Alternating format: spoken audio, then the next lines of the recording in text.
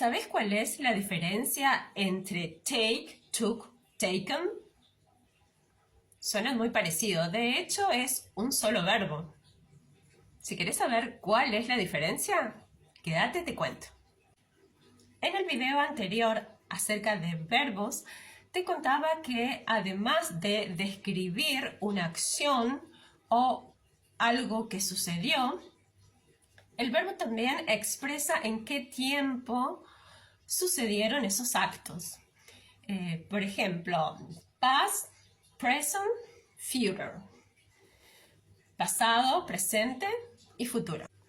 Estamos hablando claramente de los tiempos verbales y que tiene que ver en qué momento se realizan esos actos o la acción del verbo.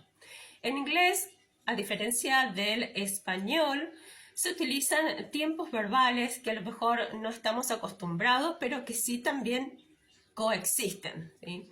Ya que se refieren a diferentes matices de estos tres tiempos verbales básicos que ahora vamos a ver. En el tiempo presente existen algunos matices que, a diferencia del español en cuanto a su uso, muchas veces lo malinterpretamos y de ahí muchas veces salen los errores de los alumnos al comprender este tiempo verbal que tanto a nivel estructural, gramaticalmente, es complejo y también de manera interpretativa, es decir, en cuanto al uso que se le da. El presente simple es un verbo que expresa básicamente cotidianidad, ¿sí? De repente, si yo tomo el ejemplo de I take English classes, ¿sí? Yo tomo clases de inglés. No estoy básicamente expresando algo que sucede en el momento, sino algo que sucede regularmente, es decir, como un hábito, más allá de la frecuencia que yo lo haga. El tiempo continuo, a diferencia del presente, es un verbo que sí expresa el verbo, es decir, la acción del verbo de manera progresiva, es decir, que el verbo está en progreso, está activado, se está dando, por ejemplo, cuando expresamos que algo está sucediendo en el momento, como también puede ser de manera temporal, es decir, expresa un segmento de tiempo. For example, I'm taking classes this month. Estoy tomando clases este mes, es decir, que solo por este mes momentánea, temporalmente, yo estoy realizando la acción del verbo. La forma ing form del verbo, la forma de ing del verbo, es una manera también de expresar un tiempo impersonal, se le llama impersonal ya que no se está conjugado, no se refiere a una persona, básicamente, se refiere más que nada al hecho en sí de la acción del verbo. Por ejemplo, tomando el caso de to take, el verbo tomar clases, take English classes, podría hablar acerca de taking English classes, el hecho de tomar clases de inglés.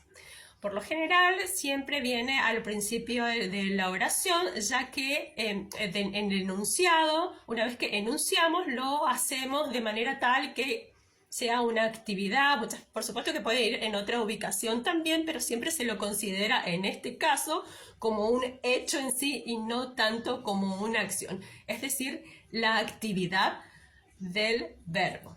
No tomar las clases, sino el hecho de tomar las clases de inglés. Past simple.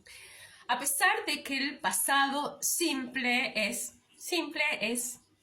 básico, es decir, se considera pasado a algo que ya sucedió en un momento y finalizado. Sin embargo, muchas veces existen algunas confusiones, sobre todo en los tiempos compuestos que vamos a ver más adelante. Por ejemplo, tomando el mismo ejemplo de las clases de inglés, el verbo cambia su forma. En estos casos existe más enfoque en la estructura gramatical que en el uso en sí, ya que se refiere básicamente al pasado, algo que ya fue. For example, I took English classes in the past.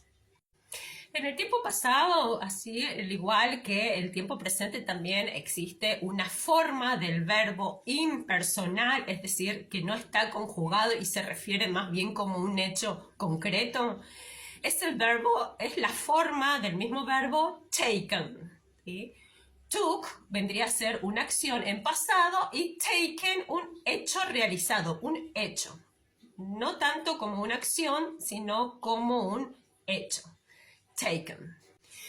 El uso en este caso del verbo pasado en participio se utiliza básicamente para distintas funciones e incluso complementar y crear otro tiempo verbal, que son los tiempos compuestos.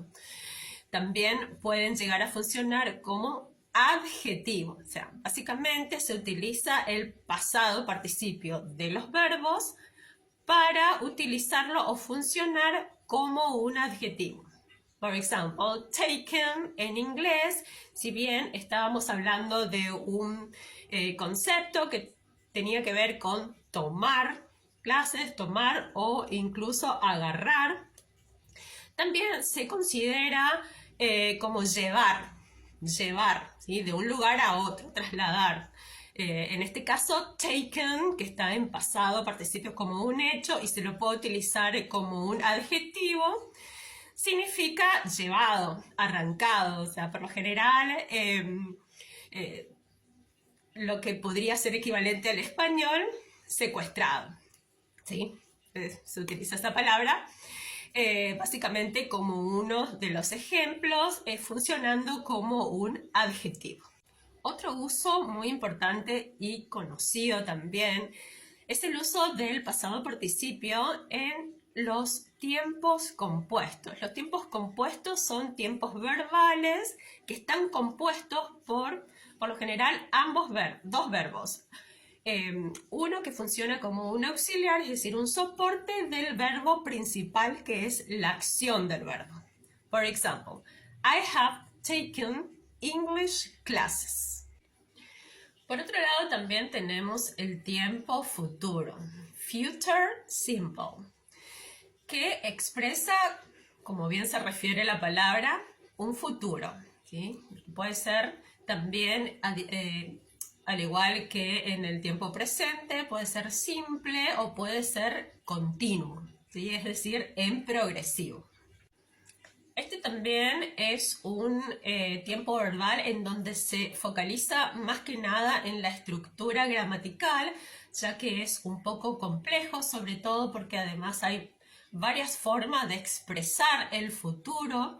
Recordemos que una cosa es la estructura gramatical, es decir, cómo se escribe, cómo se conforma, el orden y demás.